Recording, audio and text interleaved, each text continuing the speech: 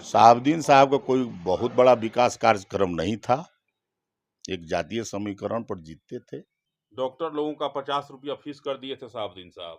वो तो एक दबंगता की बात थी। 50 रुपया कम कर दिए, वो अलग की बात है। जनरल बोगी में पटरा था तो पहला काम लालू प्रसाद का था कि सब में गद्दी लगवाए। बिहार में रेल कारखाना 3 ठो बैठा है, एक का विस्तार किए। उतना काम तो मोदी जी अभी 200 बरस में वो सुई का कारखाना नहीं बैठा है किसी स्टेट में। भारत में जो अलगाववाद की जो राजनीति चल रही थी, है ना, जो जात पात की राजनीति चल रही थी, उसको लोगों को जोड़ने का काम राहुल गांधी ने किया। लोकसभा चुनाव के तारीखों की घोषणा होने के बाद राजनीतिक सरगर्मी लगातार सातवें आसमान को छूने लगी है।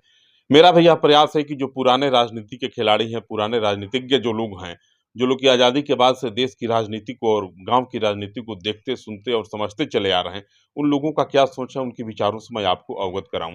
अभी मैं गोपालगंज में हूं और गोपालगंज के बथुआ में यहाँ के माले के नेता हैं, बड़े कद्दावर माले के नेता हैं, बहुचर्चित समाजसेवी भी हैं, श्री राम शर्मा जी। और इनसे जानने का प्रयास करेंगे कि इनका क्या मत है, मोदी जी का, लालू जी का, चिराग पासवान का, ये क्या सोच रहे हैं, किनके पक्ष में हवा चल रही है और ये इस बार जो है किनकी सरकार बनेगी। बहुत स्वागत, बहुत लाल सलाम आपको। अब की बार जहां तक सरकार बनने की बात है, जी। तो अभी हमारे देखने से महागठबंधन का जो मजबूती मिला है जनता की तरफ से, जनता जगह जगह चर्चा जो चला रही है कि महागठबंधन की ही सरकार बनेगी और उसका युवा नेता कोई प्रधानमंत्री हो सकता है। अभी तो कहा जा रहा है कि प्रधानमंत्री के लायक कोई उम्मीदवार नहीं दिख रहा है महागठबंधन में। महागठबंधन में दर्जनों उम्मीदवार हैं प्रधानमंत्री के, ऐसा बात नहीं है।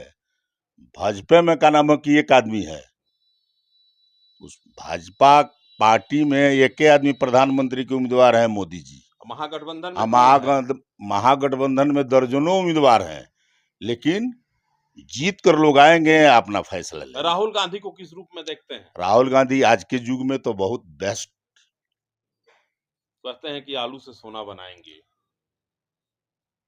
अब आलू से सोना तो नहीं बनता है, लेकिन कैसे आप कह रहे हैं, ये तो अलग की बात। नहीं, पूरा देश जानता है, बयान नहीं दिए थे एक बार। प्रधानमंत्री के लायक हैं? एकदम प्रधानमंत्री के लायक हैं। हार्वर्ड यूनिवर्सिटी में वो लेक्चरर देता है, उसका क्वालिफिकेशन है।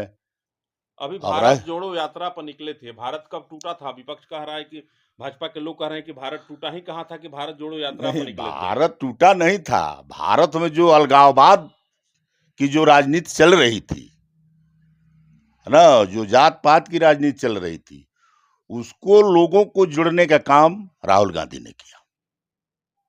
जी जी। चलिए, सबसे बड़ा सवाल है कि उत्तर बिहार का सबसे हॉट सीट कहा जाता है सिवान और गोपालगंज। एक सिवान जो है शहाबुद्दीन के नाम से प्रचलित है, राजेंद्र बाबू के नाम से प्रचलित है, और गोपालगंज लालू एंड कंपनी के नाम से है। लालू जी, राबड़ी जी, तमाम लोगों के नाम से गोपालगंज को एक प्रसिद्धि मिली है। ये दोनों जगह आपके महागठबंधन के तरफ से अभी कोई उम्मीदवार घोषित नहीं हुआ। नहीं, ये इस पर काफी चर्चा चल रही है, और हो सकता है कि आज नहीं तो कल उम्मीदवार की घोषणा हो जाएगी महागठबंधन की तरफ से। सिवान को किस रूप में देखते हैं? सिवान माले का गढ़ है, वहाँ से 2 विधायक हैं हमारे, है ना, और हम संगठित पार्टी से आते हैं, हमारा संगठन है, इसलिए सिवान हम जीतेंगे। शहाबुद्दीन साहब का गढ़ रहा सिवान, लंबे समय तक शहाबुद्दीन साहब रहे वहाँ, और उनकी पत्नी इस बार निर्दलीय चुनाव लड़ रही है वहां से। अब देखिए, लड़ने का जहां तक ले सवाल है, कौन किस पार्टी से लड़ेगा ये अलग की बात है। वो 3 बार लड़ी और तीनों बार सफलता नहीं मिली। शहाबुद्दीन साहब के विकास कार्यों को किस रूप में आप लेते हैं? शहाबुद्दीन साहब का कोई बहुत बड़ा विकास कार्यक्रम नहीं था। एक जातीय समीकरण पर जीतते थे। शिक्षा और चिकित्सा के क्षेत्र में कहा जाता है कि शहाबुद्दीन शिक्षा साहब और बड़ी अच्छा विकास किए। नहीं, शिक्षा और का विकास तो उनकी रीजिंग में सिवान में नहीं हुआ। डॉक्टर लोगों का 50 रुपया फीस कर दिए थे शहाबुद्दीन साहब। वो तो एक दबंगता की बात थी। 50 रुपया कम कर दिए, वो अलग की बात है। शहाबुद्दीन साहब विकास किए अब कि नहीं शहाबुद्दीन किए? साहब, सच बात यह है कि है नहीं।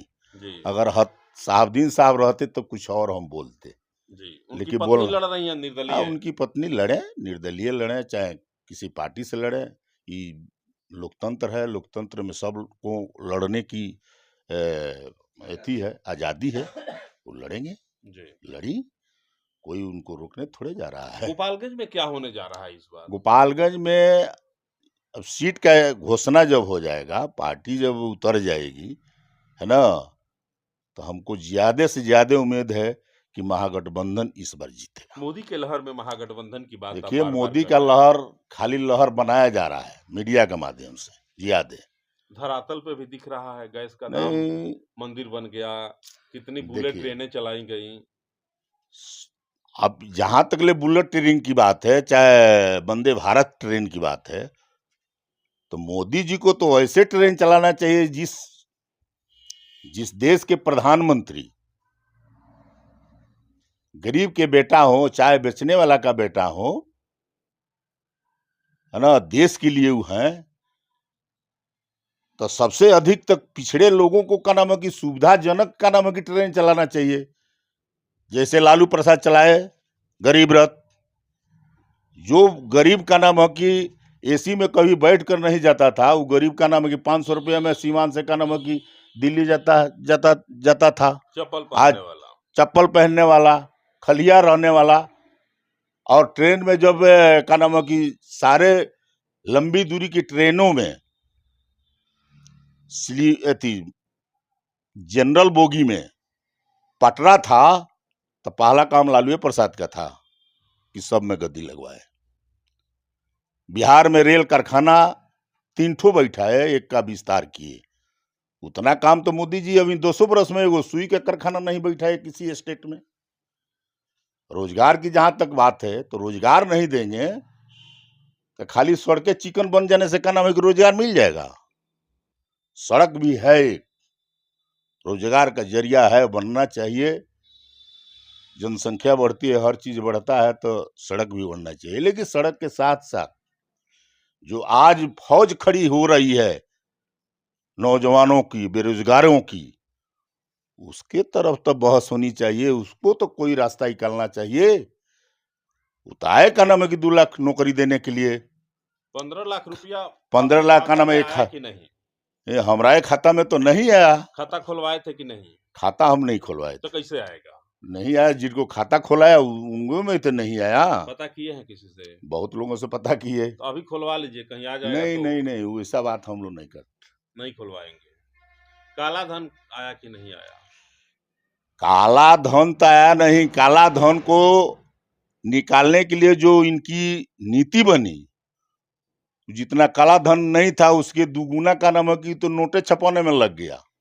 अब बताइए, 2000 का नोट का नाम है कि मोदी जी छपवाए और मोदी जी बंदो कराए। आज परिचलन में नहीं है 2000 के नोट। इसका जवाब कोई पूछता है? ये न होना चाहिए।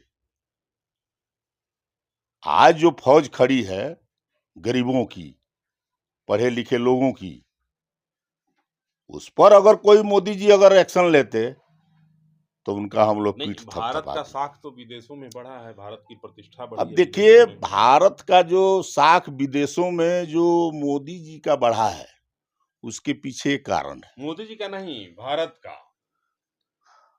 मोदी जी के चलते भारत का बढ़ा है, जी। लेकिन उसका एक कारण है। जी। कारण है कि विदेशों में जहां गए हैं, वो बहुत सा देश है कि बौद्ध धर्म को ज्यादा मानता है। जी। करीब हमको गिनती में तो हम पूरा नहीं कह पाएंगे कि इतने, लेकिन 130-35 देश जो है वो बुद्ध को मानता है, जी। बुद्ध धर्म को मानता है। और मोदी जी जब वहां जाते हैं तो बुद्ध की चर्चा ज्यादा करते हैं कि हम बुद्ध की धरती से आए हैं, शांति की धरती से आए हैं, हम युद्ध नहीं करते हैं, है ना, बुद्ध के धरती से आए हैं।